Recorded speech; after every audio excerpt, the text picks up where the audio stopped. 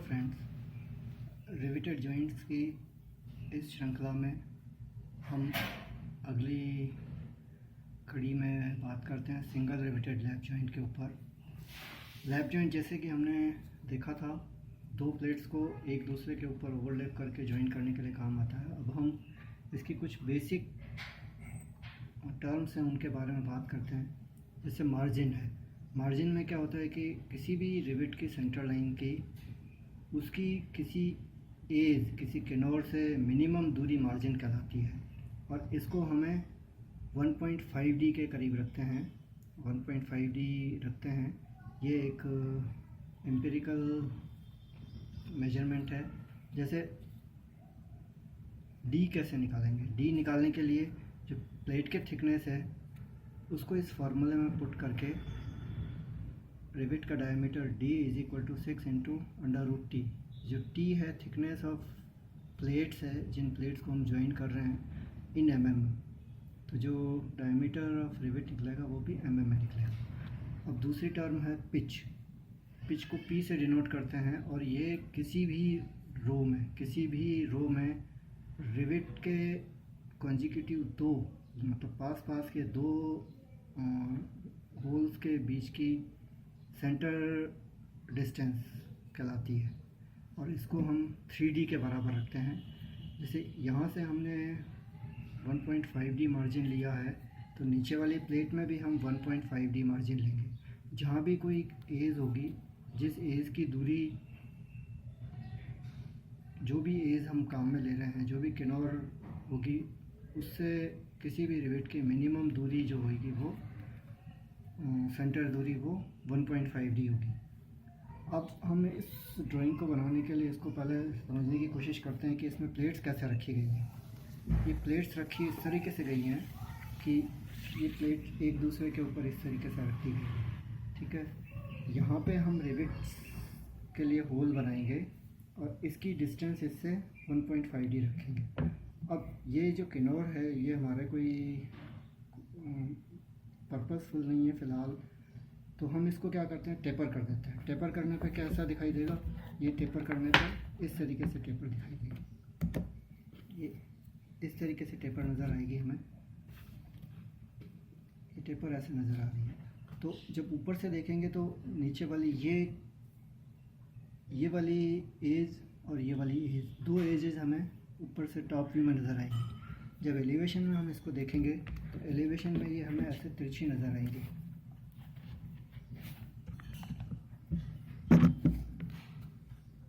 इस तरीके से तिरछी नज़र आएंगी।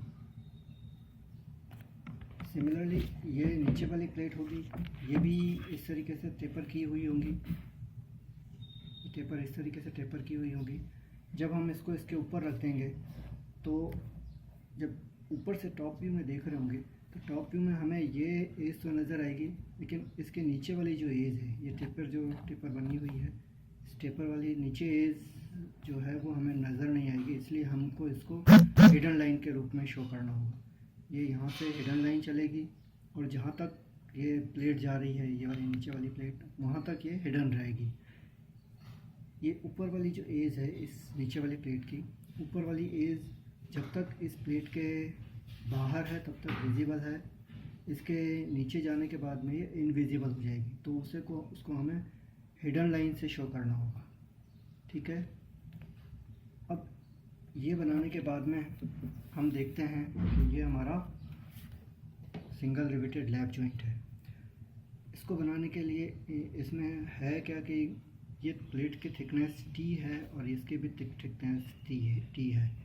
तो इनको, ये जो टेपर एंगल है ये जनरली हम 10 डिग्री से 15 डिग्री का रखते हैं। नीचे वाली प्लेट में भी 10 से 15 डिग्री का लगा दिया, यहाँ पे भी 10 से 15 डिग्री का लगा दिया वर्टिकल के साथ में। और ये मार्जिन रखा है ऊपर वाली प्लेट का, इस सेंटर लाइन से मार्जिन है। नीचे वाली प्लेट में भी इस रिवेट के सेंटर लाइन से यहाँ तक जो एज है वहाँ तक इसकी मार्जिन को 1.5D के बराबर रखना है। ये प्लेट नंबर 1 है और ये प्लेट नंबर 2 है। यहाँ हमने जो प्लेट का एक्सटेंशन इस तरफ भी है तो हमने यहाँ शॉर्ट ब्रेक लाइन यूज़ की है। इसका इस तरफ एक्सटेंशन है इसलिए इसको शॉर्ट ब्रेक लाइन यूज़ की है। जब हम ऊपर वाली प्लेट को टॉप व्यू में देख रहे होते हैं तो ये इससे हमने प्रोजेक्शन लिया है और ये दोनों एजेस हमें विजिबल हो रही थी, जैसे डेमो में देखा था। ये दोनों एजेस हमने शो कर दी है और ये प्लेट, ऊपर वाली जो प्लेट है वो यहाँ पे इस डायरेक्शन में भी आगे बढ़ी हुई है, इसलिए हमने इसको यहाँ लॉन्ग ब्रेक लाइन से शो किया है। ये लॉन्ग ब्रेक लाइन शो करती है कि इस तरफ ज़्यादा लंबाई में कंस्ट्रक्शन करना होता है तब लॉन्ग ब्रेक लाइन लेते हैं। ये इस प्लेट के सरफेस इस तरफ भी है और ये इस साइड भी सरफेस है, तो ये यहाँ से हमने इसका प्रोजेक्शन लेके और ये लॉन्ग ब्रेक लाइन्स ले ली है। ये लॉन्ग ब्रेक लाइन यहाँ ले ली है। सिमिलरली नीचे वाली प्लेट यहाँ से शुरू होती है और ये यहाँ तक आ रही है, यहाँ से प्रोजेक्शन लिया हुआ। तो ये जो बाहर नीचे वाले के जो ऊपर वाली एज है, ये वाली एज हमें दिखाई दे रही है। इस प्लेट नंबर 1 के बाहर है वो। जब प्लेट नंबर 1 के नीचे प्लेट नंबर 2 की ये वाली एज चली जाएगी तब विजिबल नहीं होगी, तो हमें इसको हिडन लाइन से शो करना है। नीचे वाली एज है वो शुरू से ही हमें नहीं दिखाई दे रही थी, इसलिए इसको हिडन लाइन से शो किया हुआ है। ठीक है, ये इस प्लेट का एक्सटेंशन इस तरफ भी है, इस तरफ भी है और इस तरफ भी है, तो ये हमने यहाँ लॉन्ग ब्रेक लाइन्स यूज़ की है।